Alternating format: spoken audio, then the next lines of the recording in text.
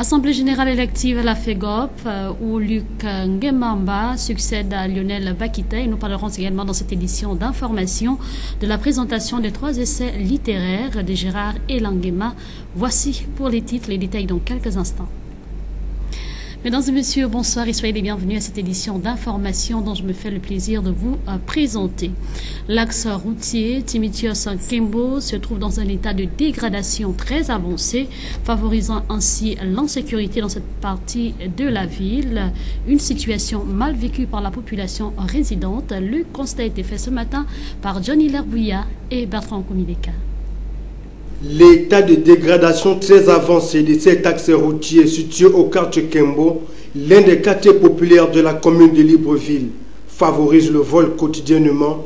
Sur cet axe, d'après les populations qui résident, le phénomène est grandissant. Téléphones portables, sacs sont arrachés de jour comme de nuit, comme nous le confirment ses compatriotes. Oui, c'est bien normal, parce qu'ici c'est un coin de braqueurs et ça attribue une chose. Les gens subissent ici. Et vraiment, s'il y avait la sécurité ici, ça devait être mieux. Ça devait être vraiment mieux. Le moment là s'est diminué un peu. Avant, voilà, quand même, c'était mauvais. À l'heure là, quand même, je ne vois pas trop. Voilà, le moment quand même, et reste de ça, même toutes les journées, tout va. Maintenant là, moi, je ne vois pas. Une fois de plus, les autorités en charge des questions de sécurité publique sont pointées du doigt. Car les usagers qui empruntent cette voie de communication estiment qu'ils ne se sentent plus en sécurité. 3 nouvelles apparitions dans les kiosques des ouvrages écrits par l'acteur politique Gérard Elangema. La présentation a eu lieu le week-end écoulé au cours d'une conférence de presse à laquelle prenaient part Arnaud Mbabekong et Bertrand Komileka. Il s'agit de 3 œuvres littéraires respectivement de 95 pages s'agissant du premier pour une intégration nationale, 176 pages pour le second, l'opposition sans frontières, et 124 pages pour le troisième, le conscientisme de l'amour. Des œuvres que l'auteur présente et propose à son pays, le Gabon, et partant du continent africain. Quant au contenu, l'auteur parle de certains faits sociaux. J'ai présenté 3 essais. Le premier essai s'intitule la question de l'intégration nationale. Cet essai voudrait apporter des solutions dans les questions du vivre ensemble des Gabonais, parce que voyez-vous, on doit reconnaître que l'unité nationale dont on s'est toujours vanté n'est qu'une unité de forme. Pourquoi? Parce qu'il y a des situations comme en 2009, lors du décès du président Omar Bongo, nous avons entendu un grand homme politique, je voudrais dire, un supposé grand homme politique, dire que tout sauf les fins, tout de suite, ça a créé un déclic en moi. Alors, à cette période, j'avais compris que le sous-bâtiment sur lequel on s'appuyait était un sous-bâtiment factice, de forme. Dans le fond, la question de l'acceptation de l'autre dans sa différence n'avait pas encore trouvé de solution. Donc, dans le livre La question de l'intégration nationale, j'essaie de donner des pistes pour que, au-delà des réformes institutionnelles que nous allons faire pendant le dialogue national, mais il faut des réelles bases de l'acceptation de l'autre. Donc j'essaie de donner des pistes pour que les Gabonais vivent en harmonie. J'essaie de trouver aussi des pistes sur la question des immigrés, des étrangers qui vivent chez nous. Que faisons-nous de ces gens-là? Est-ce que nous les socialisons? Est-ce que nous adoptons une attitude de rejet? Lorsque l'on adopte une attitude de rejet vis-à-vis des peuples qui viennent vivre avec nous, on finit surtout que notre peuple n'évolue pas très vite. On finit comme des Indiens dans des parcs. Le second essai, l'opposition sans frontières, c'est une idéologie nouvelle par laquelle l'auteur appelle à l'amour, à la réconciliation des Gabonais. Et dans le dernier essai, le conscientisme de l'amour, il s'adresse au continent noir à construire son propre destin. Nous ouvrons le dossier politique de cette édition d'information. Charles Amba, ancien ministre, il a été l'invité sur le plateau de TV5 Monde. De là, l'homme politique donnera sa position suite à la situation du Gabon. Les détails avec Ephraim Bioguezo sur les images de nos confrères de TV5 Monde. Alors, Ali Bongo dit qu'il veut tendre la main à l'opposition. Il organise donc le 28 mars prochain un dialogue national. Qu'est-ce que vous en attendez? Moi, rien. Je n'en attends rien et je ne conseillerais à personne d'y aller. Je fais partie de ceux qui pensent qu'il ne faut pas aller à un dialogue qui est illégitime. Je pense qu'Ali Bongo n'a absolument aucune légitimité pour appeler au dialogue des Gabonais. Le 26-27 août dernier, les Gabonais ont voté à 2 sur 3 Jean Ping. C'est Jean Ping qui est le président élu de la République gabonaise. C'est lui seul qui est fondé à tendre la main à qui que ce soit d'autre, et notamment à son perdant. L'inverse me paraît une aberration qui est inacceptable. Mais comment sort-on de cette crise? Bien, on sort de la crise en respectant le verdict des urnes. Tout le monde, la terre entière aujourd'hui, sait que le vainqueur de l'élection présidentielle au Gabon, au mois d'août dernier, est M. Jean Ping. Mais on voit bien que la communauté internationale n'a fait aucune pression pour amener Ali Bongo à reconnaître sa défaite. C'est vrai qu'il n'y a aucune pression directe. Mais moi, j'ai assez confiance aujourd'hui dans la démarche qui est entreprise par l'Union européenne. Les eurodéputés... Le Parlement qui a rendu un rapport. Absolument. À 750 députés, ils ont voté à 90% pour que l'entourage d'Ali Bongo et lui-même fasse l'objet de mesures restrictives ciblées. C'est ce qu'ils appellent... c'est comme ça qu'ils appellent les sanctions individuelles ou individualisées. Donc je crois que ces sanctions auront un impact significatif et important pour l'avenir du Gabon.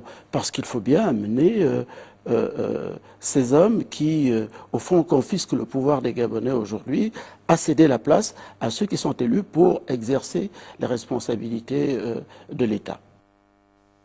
Jean Ping, leader de l'opposition gabonaise, vient de faire son grand retour à Libreville après un séjour passé à Paris. Nous retrouvons Ephraim Bioguezo.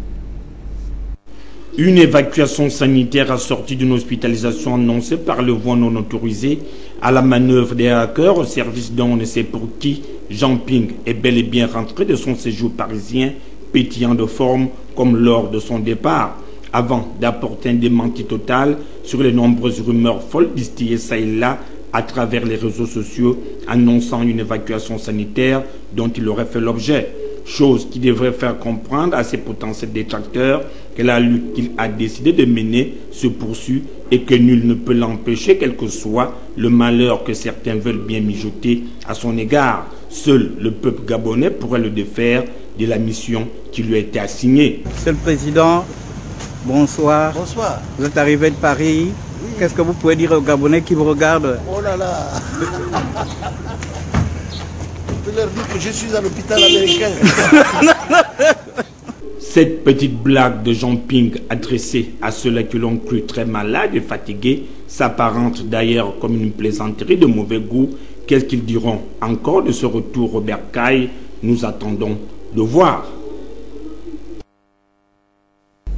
Le 49e anniversaire du Parti démocratique gabonais a été célébré, occasion pour ses membres d'appeler les populations. C'était là dans le premier siège du 3e arrondissement de la commune de Libreville. C'est en présence de Ephraim Bioguezo et Fleury Asserunda.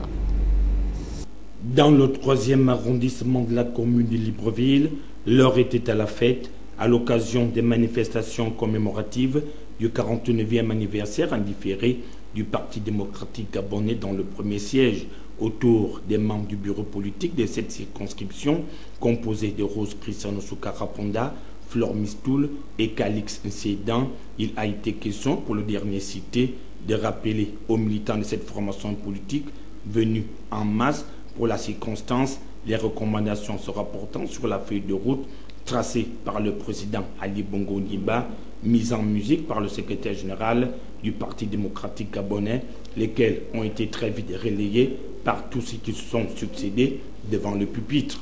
La lecture spirituelle que je me fais est la coïncidence de ce 49e anniversaire de notre parti avec la tenue du dialogue politique m'amène premièrement à saluer avec honnêteté l'initiative du chef de l'État Distingués camarades présidents, à permettre ce dialogue. Je vous invite respectueusement à bien vouloir ovationner le distingué camarade président, s'il vous plaît.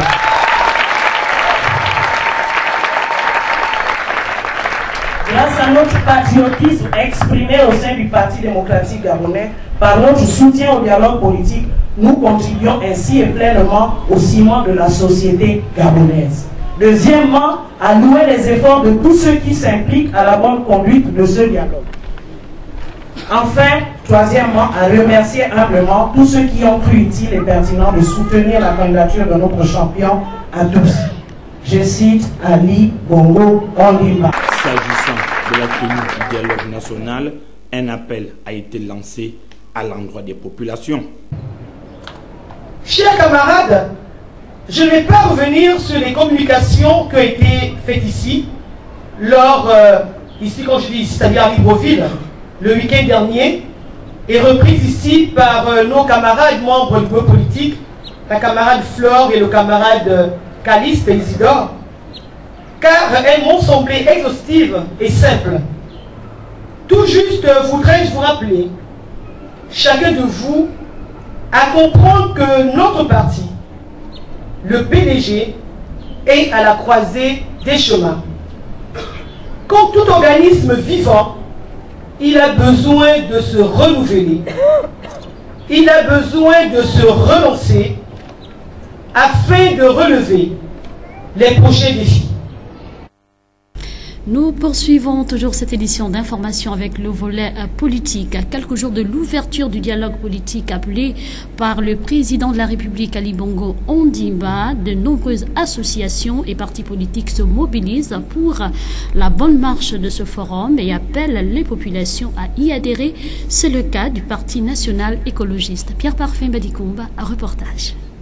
Mesdames et messieurs, je voudrais, au nom du PNE Gabon Vert et à mon nom, vous souhaiter la plus chaleureuse bienvenue.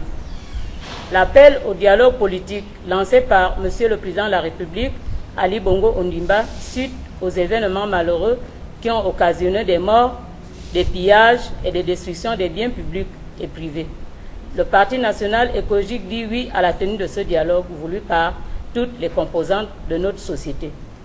Ce dialogue conduira à l'examen du fonctionnement des institutions impliquées dans l'organisation des élections.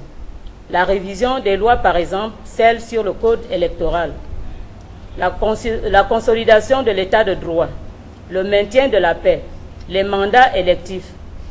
Le PNE Gabon Vert félicite les participants aux travaux préparatoires de ce dialogue au sein du comité ad hoc paritaire.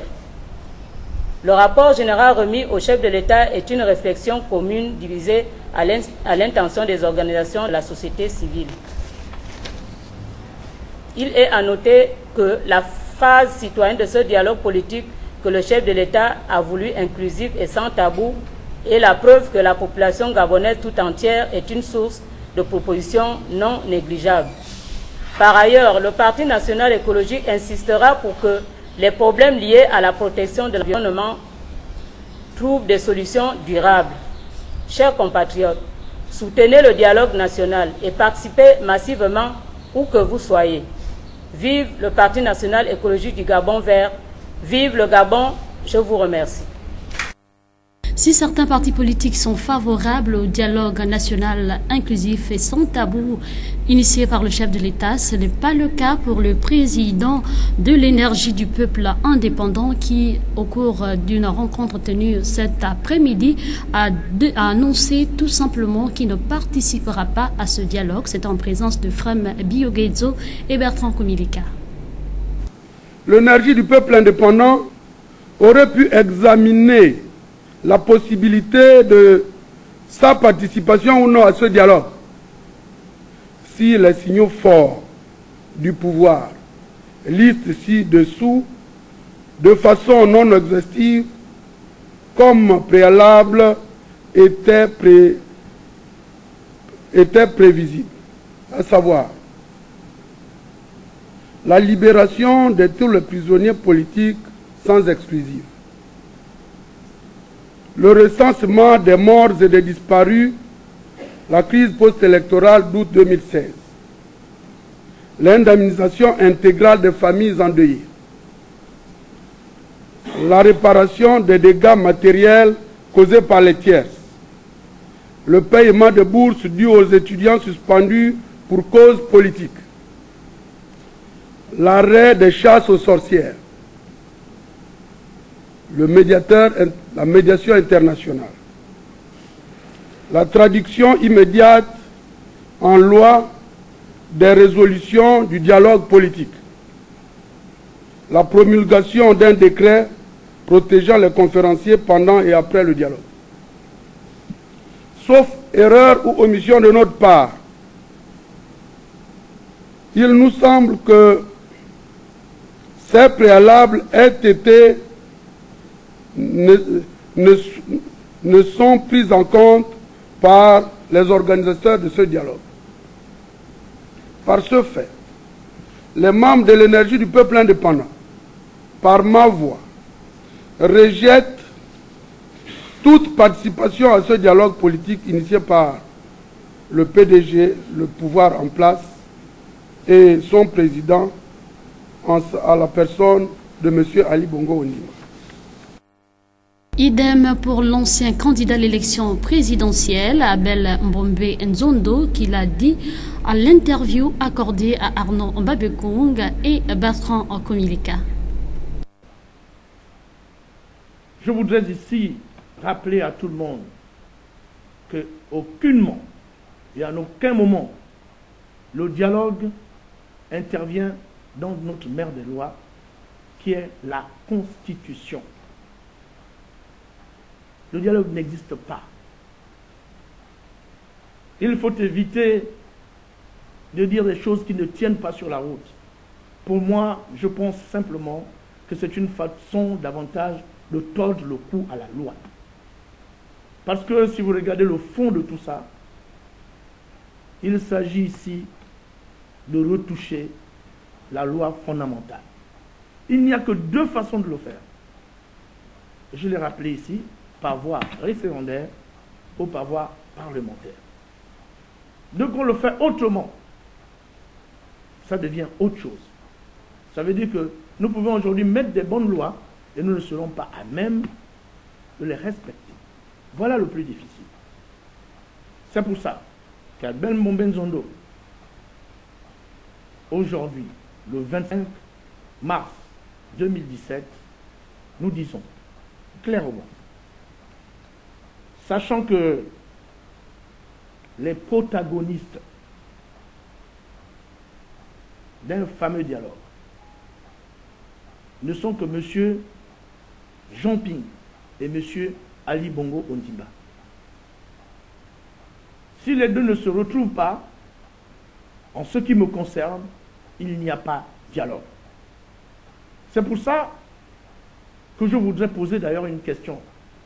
À quand le vrai dialogue? Il n'y aura dialogue pour moi et pour nous que quand M. Ali Bongo aura compris que le Gabon passe avant lui. Il n'y aura dialogue que quand M. Jean Ping comprendra que le Gabon passe avant lui. C'est en ce moment qu'on parlera de dialogue. Mais un dialogue où M. Ali Bongo est absent, un dialogue où M. Ping est absent, ce n'est pas un dialogue. Ce n'est rien qu'un monologue. Place à présent l'actualité hors de nos frontières. Guyane appelle à la grève générale malgré l'envoi d'une mission par le gouvernement. La rencontre n'a pas eu lieu à l'aéroport. Les détails avec nos confrères de la presse internationale.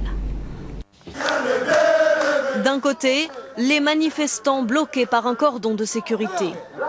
Plus loin sur le tarmac, la délégation de hauts fonctionnaires arrive en toute discrétion. La rencontre n'a pas lieu à l'aéroport.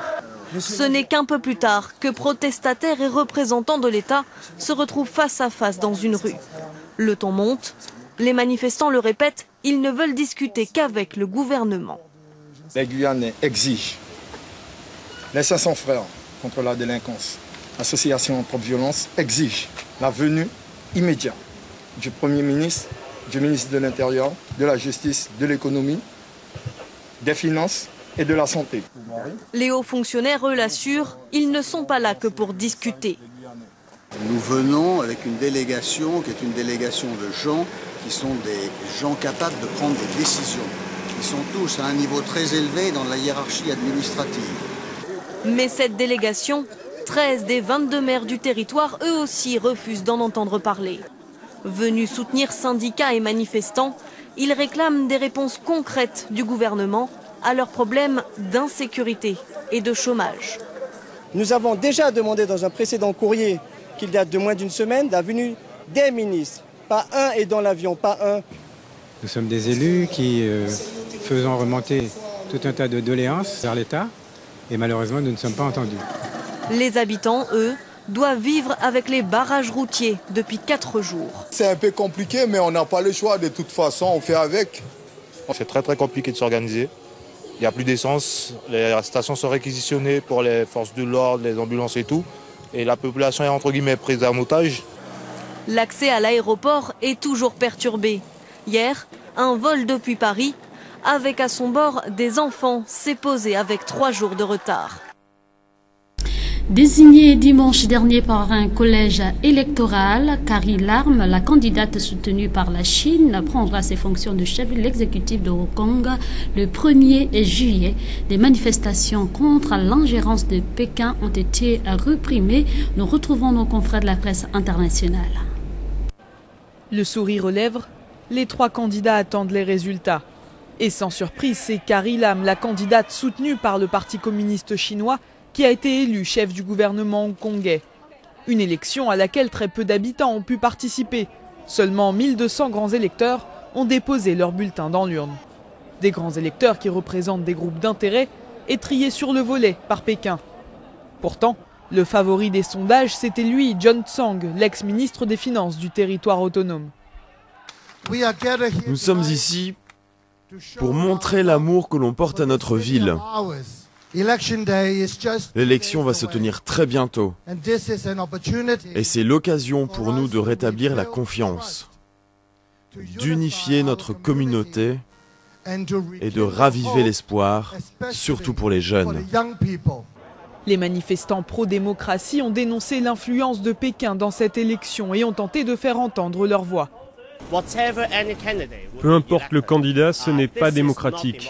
C'est une élection qui n'est pas ouverte à tout le monde. Nous souhaitons le suffrage universel. Entre septembre et octobre 2014, Hong Kong était à l'arrêt après de nombreuses manifestations pro-démocratie. À l'époque, tout comme aujourd'hui, les manifestants exigeaient des élections démocratiques, refusées par Pékin. De retour à Libreville, parlons à présent de sport. Poursuite de la 2e journée du championnat junior de taekwondo initié par la Ligue de taekwondo de l'Estuaire qui a pour objectif de détecter les talents pour assurer la relève de demain. Reportage mise en image par Mosconi Ngonba. Le malaise qui sévit au sein de la Fédération gabonaise de taekwondo suite aux multiples reports de l'Assemblée générale élective par la tutelle laisse la quasi-totalité des pratiquants de cette discipline sans voix.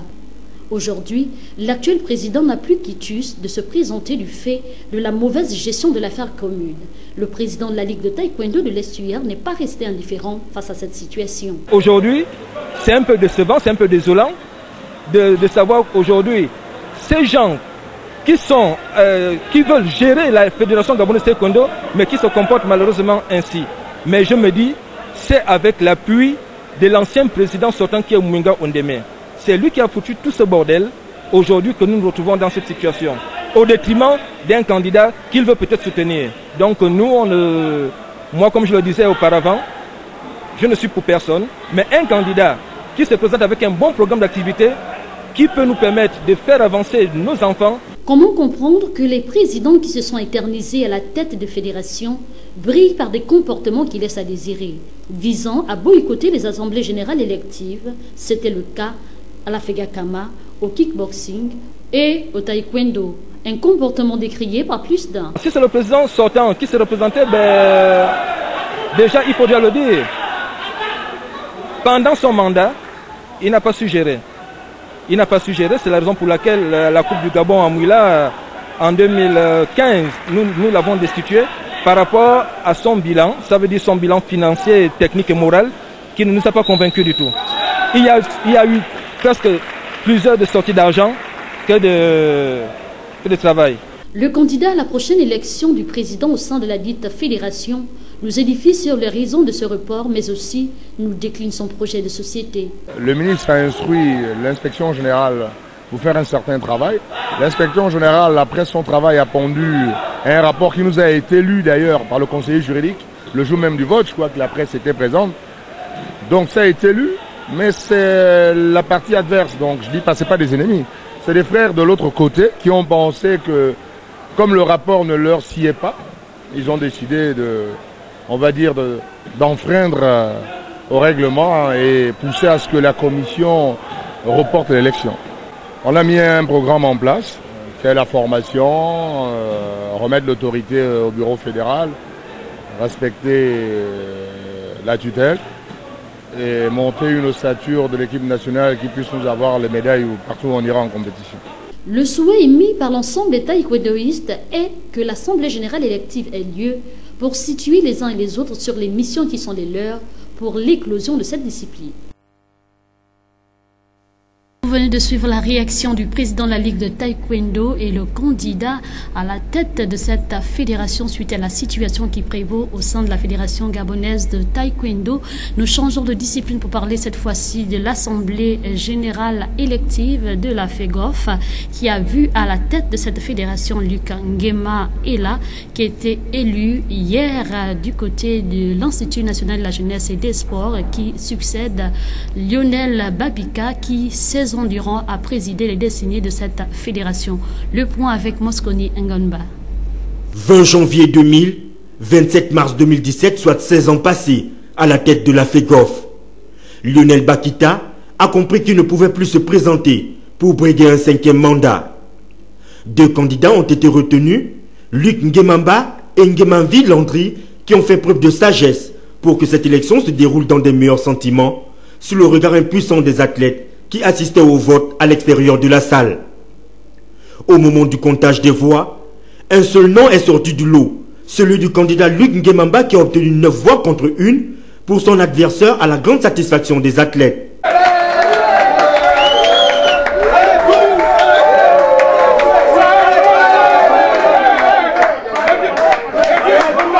Une joie qui traduit clairement un ouf de soulagement pour les athlètes, chose dont se réjouit le président élu qui compte mener à bien son projet de société. Aujourd'hui, je pense qu'en tant que frères, nous devons collaborer ensemble. Nous avons besoin des intelligences. On a besoin des écoles. Lui, sur le plan national, je pense qu'il n'y a pas d'eux. Donc, j'aimerais lui dire, je veux compter sur lui, nous voulons compter sur lui, afin qu'il nous apporte son expérience. Aux clubs et associations, les ligues, j'aimerais dire ceci. Hier, nous avons travaillé dans un système qui n'était peut-être pas bon, mais nous voulons cette fois aller dans un système qui peut nous permettre au moins de voir clair. J'ai un défaut, c'est ma formation, c'est de faire ce que je dis et de le faire dans le cadre de ce qui est donné. Ça voudrait dire que nous devons tous travailler ensemble pour que nous élaborions d'abord les textes. C'est ça d'abord la base d'une fédération.